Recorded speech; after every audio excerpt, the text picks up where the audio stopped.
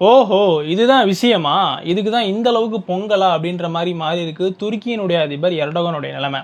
என்ன அப்படின்னு பார்க்கும்பொழுது, துருக்கி பாகிஸ்தானுக்கு கொடுக்கக்கூடிய ஆதரவுக்கு காரணம் மதம் அப்படின்னு சொன்னாலுமே, அதுக்கு பின்னாடி அணு ஆயுதம் இருக்கு. துருக்கி கிட்ட தோரியம் நெறைய இருக்கு. ஆனா, அத எப்படி யுரேனியமா மாத்துறது? அதுலேருந்து எப்படி மின்சாரம் தயாரிக்கிறது? அத எப்படி அணுகுண்டா மாத்துறது? அப்படின்ற மாரியான டெக்னாலஜி அவங்க கிட்ட இல்ல. ஒருவேள அது மட்டும் அவங்க கிட்ட இருந்துச்சுன்னா, அவங்களுடைய எரிபொருளுக்கு தேவையான செலவ கம்மி பண்ண முடியும். அதையும் தாண்டி அணு ஆயுதத்த உருவாக்கி நெறைய நாடுகள பயன்படுத்த முடியும்.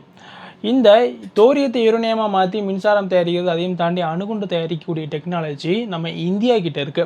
இத இந்தியா கிட்ட பலமுறை கேட்டு கெஞ்சி கூத்தாடி இருக்காரு துருக்கியினுடைய அதிபர் எர்டோகன். ஆனா இந்தியா இவருடைய இன்டென்ஷன புரிஞ்சுக்கிட்டு நாங்க உங்களுக்கு தர முடியாது அப்படின்ற மாரி சொல்லிட்டாங்க. இத காரணமா வச்சு தான் இப்போ இந்த ஆப்பரேஷன் சிந்தூர்ல இந்தியாவுக்கு எதிரா இந்த அளவுக்கு பொங்குன்னு பொங்கியிருக்காரு துருக்கியினுடைய அதிபர் எர்டோகன் அப்படின்ற மாரியான உண்மை வெளிய வந்திருக்கு. சேனல பார்க்குறவங்க சப்ஸ்கிரைப் பண்ணிடுங்க. ஓஹோ! அப்படியா? ஆமாடே.